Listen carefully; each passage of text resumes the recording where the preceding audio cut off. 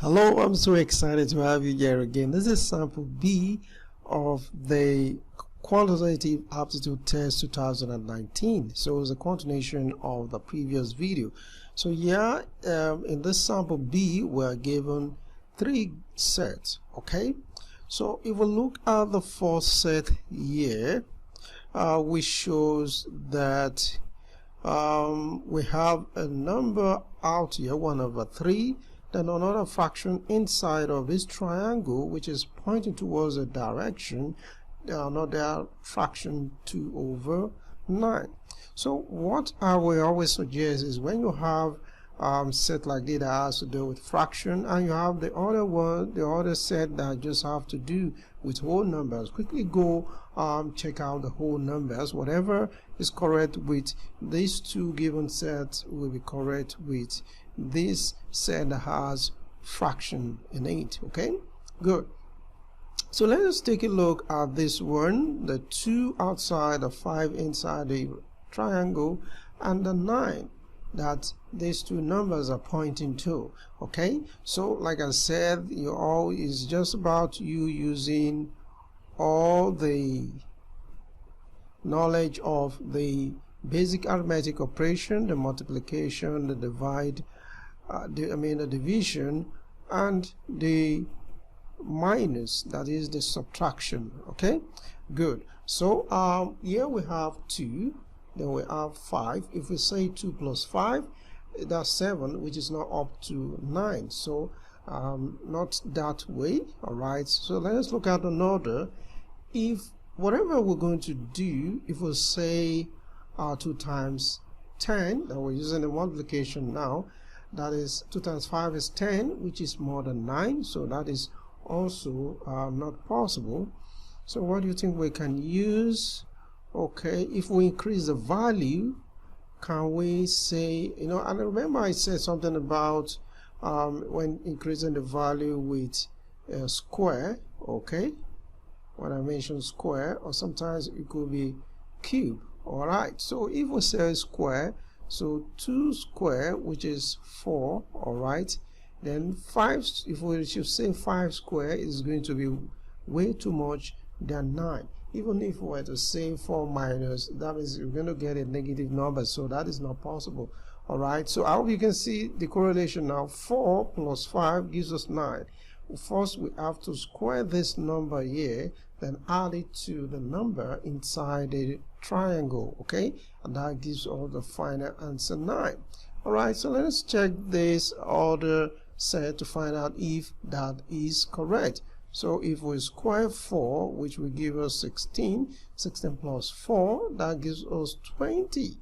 Wow, that is correct. So that means whatever is true for 1, 2 should also be true for the third one, which happens to be the first one that was given to us. All right, so 1/2, okay, square, that will give us 1/9 minus, of course, the inside of the triangle is not squared. All right, so we have 1/9, okay, sorry, this is supposed to be a plus, so 1/9 plus 1/4, we know that is going to be 2/9. All right, good. So this is what we're going to use to solve the 3 given questions. All right, good. Thank you for watching. See you in the next video, and make sure that you allow the question to be solved before you start working on your own, because this will go a long way in helping you develop the skills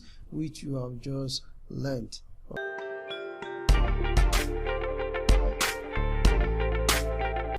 So this is the first question that you will get after we've seen sample B.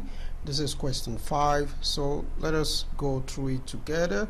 But before then, I hope that you will pause the video right now and solve on your own. So I assume you've paused the video and you've solved it on your own. So now let us see together what we are going to arrive at and see if that correlates with what you have. So remember, we said we're going to square this up, okay?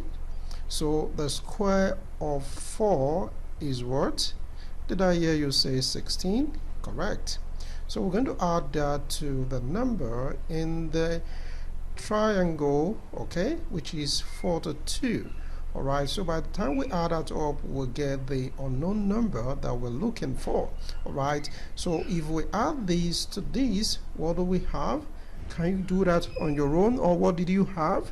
Did I hear you say 58? Yes, 58 is the answer. So I hope you got answer option B as your correct answer. Good. So you're going to see question 6 and 7 and try to pause the video and solve on your own. Then you watch the full video. Okay? Good.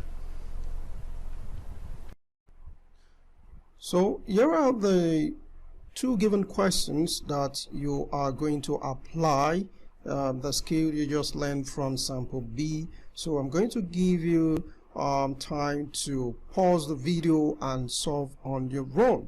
So you pause the video now and solve. So by now I guess you have paused the video and you solved it. If you have, then let us do this together to confirm if you are correct. Right. So for question 6, remember we said, what do we do with this? We square this, right? So the square of 6 is what? Did I hear you say 36? Good.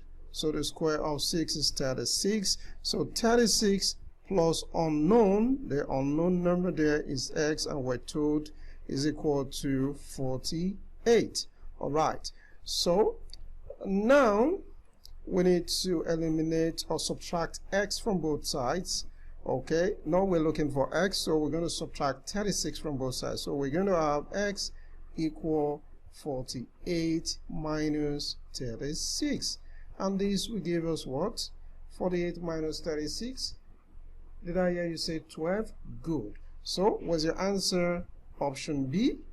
Good. What about question 7?